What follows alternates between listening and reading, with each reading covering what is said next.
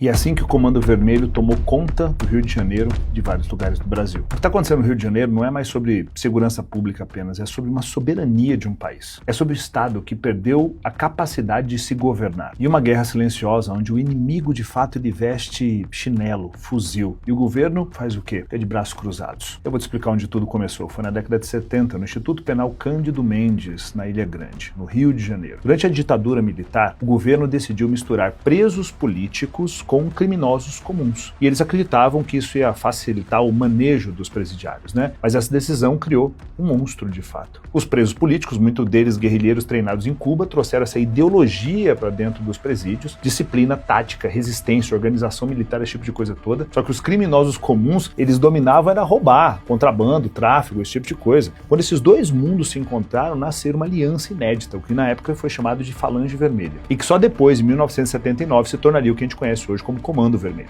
Dentro das prisões eles criaram um sistema de solidariedade, de um caixa coletivo, sabe, para contribuições obrigatórias entre os próprios presos. E esse era o embrião do modelo de financiamento da hierarquia criminal mais poderosa da história do Brasil. O símbolo vermelho não era só uma cor, era a ideologia de fato. A mistura de ideias revolucionárias com crime organizado criou uma nova forma de poder no Brasil. O crime com consciência política e ambição territorial. Presta atenção nisso, porque é aí que está o dinheiro. Porque quando esses homens eles saíam da prisão, eles levavam para as ruas o que eles já tinham aprendido dentro do pavilhão, dentro da cadeia. Aí eles se organizavam, se armavam e começavam a ocupar as favelas, os lugares onde o Estado nunca chegava. Na sequência disso, nos anos 80, o Rio de Janeiro mergulhou num verdadeiro caos, quando Leonel Brizola, então governador, esquerdista, adotou o discurso de esquerda progressista e proibiu que a polícia subisse os morros, porque chamava o bandido de vítima da sociedade. E a polícia era um resquício da ditadura. O resultado era previsível. O Estado sai, o criminoso toma um lugar. O Comando Vermelho aproveitou o vácuo e se fortaleceu. Criou leis próprias, impôs tribunais, comprou fuzil. Nascia um Estado paralelo. Lembra que eu te falei que o dinheiro está no território? Pois é, vem comigo. O dinheiro do crime não vem só de drogas. Cocaína é apenas quase como uma isca. O verdadeiro negócio está em controlar território. Cada comunidade que é dominada vira uma empresa criminosa com múltiplas fontes de receita. Funciona mais ou menos assim. Cada comunidade que era dominada funciona agora como uma empresa criminosa com múltiplas fontes de receita. Cobrança de taxa de segurança dos comerciantes, serviços, controle de gás, controle de internet, transporte, água, energia, pedágio de tudo quanto é lugar, autorização para qualquer tipo de serviço dentro daquele território. Taxa sobre construção civil, venda de imóveis e até para fazer eventos naquelas favelas. É o crime atuando como se fosse o Estado, com impostos e exército e leis. E esse é um sistema de tributação ilegal que movimenta muitos bilhões de reais. Existem pesquisas que mostram que são mais de 146 bilhões de reais financiados para poder comprar armas, políticos e influência. Cada rua conquistada no Comando Vermelho ganha mais poder econômico e mais domínio psicológico sobre a população. Ou seja, o tráfico não vem só para vender droga, ele quer governar as pessoas. Quer território, quer controle, quer imputar medo nas pessoas. E quanto mais o governo se cala, mais o crime avança. Só que dentro desse cenário, o que o governo faz? Vamos lá, se você fosse presidente, o que você faria? O que o governo faz? É óbvio, não faz nada. O que é incrível que o presidente até disse que traficantes, eles são as vítimas dos usuários. O que o ladrão pode fazer? Porque se ele rouba é para tomar uma cervejinha. Só que enquanto o povo vive sitiado, o governo fica relativizando o crime. O governador do Rio de Janeiro pediu ajuda 3 vezes, com blindados, com força armada, com GLO, e o presidente negou todas as vezes. Um governo que tem medo de enfrentar o crime, mas tem coragem de criticar quem enfrenta. Um governo que chama o policial de opressor, mas chama bandido de jovem em conflito com a lei. Essa é a ideologia que destrói as nações, sabe? E é justamente essa ideologia de inversão que vai destruindo um país. Hoje há 4 milhões de brasileiros que vivem como reféns em áreas dominadas por facções. Vou repetir, 4 milhões de brasileiros sequestrados. E cerca de 65% dessas são de comunidades do Rio de Janeiro, que estão sob controle do Comando Vermelho. 88 facções estão mapeadas no Brasil, operando com uma estrutura como se fosse um exército e tendo uma logística quase que internacional. Então o crime, ele controla território, dinheiro e cada vez mais controla a política também. O Estado perdeu o poder e o governo talvez perdeu a vergonha. No dia 28 de outubro de 2025, o Brasil viu a maior operação policial da história do Rio de Janeiro. 2.500 policiais, 100 mandatos de prisão, mais de 100 mandatos de prisão, 32 blindados. E até agora, 64 mortos. 60 criminosos e 4 heróis brasileiros. Dentre eles, o sargento Ebert e o sargento Clayton, que morreram defendendo inocentes. inocentes, heróis, mártires, heróis nacionais. E mesmo assim, ativistas políticos chamam o combate ao crime de genocídio. Tem gente falando isso. É o retrato de um país que perdeu a noção do que é certo e do que é errado. É a relativização completa. O povo preto e pobre do Rio de Janeiro, como as pessoas falam, não é o bandido que tá morto. É o trabalhador que acorda às 5 horas da manhã, sem saber se vai voltar vivo para casa por conta de troca de tiro. É a mãe que chora por um filho que estava saindo para trabalhar no posto de gasolina de forma honesta e toma um tiro. É o pai que paga o gás, internet e luz para traficante. É o brasileiro abandonado por um Estado que protege criminoso e esquece dos cidadãos. Enquanto o Brasil se ajoelha, o mundo reage. Em El Salvador, o presidente Bukele transformou um dos países mais violentos do planeta Terra no país mais seguro das Américas. Como ele fez isso? Com tolerância zero. Prisões com segurança máxima, nenhum benefício para criminosos. E em 2 anos, os homicídios eles caíram em mais de 90%.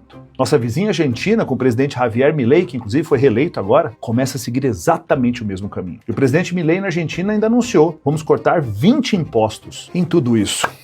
E o Brasil? O que acontece no Rio não é um problema do Rio, é um aviso do que vai acontecer com o Brasil inteiro logo logo. O crime está ganhando território porque o governo perdeu coragem. E o crime está ganhando dinheiro porque o Estado perdeu autoridade. A única coisa capaz de tirar o país desse lugar é algo chamado tolerância zero. E tolerância zero não quer dizer violência contra inocentes, quer dizer justiça. Justiça que inclusive é uma das principais virtudes de um cristão. Que você e eu possamos exigir dos políticos algo simples, mas poderoso. Tolerância zero. Porque senão, como é que vai ser a próxima década que nós vamos enfrentar no Brasil? A próxima década para você, para os seus filhos, para os seus netos. E se você quer mudar completamente a sua próxima década, assumir o controle disso, comenta a década aqui embaixo, que eu vou te mandar um inbox. E compartilha esse vídeo com mais pessoas. O Brasil precisa entender toda essa análise.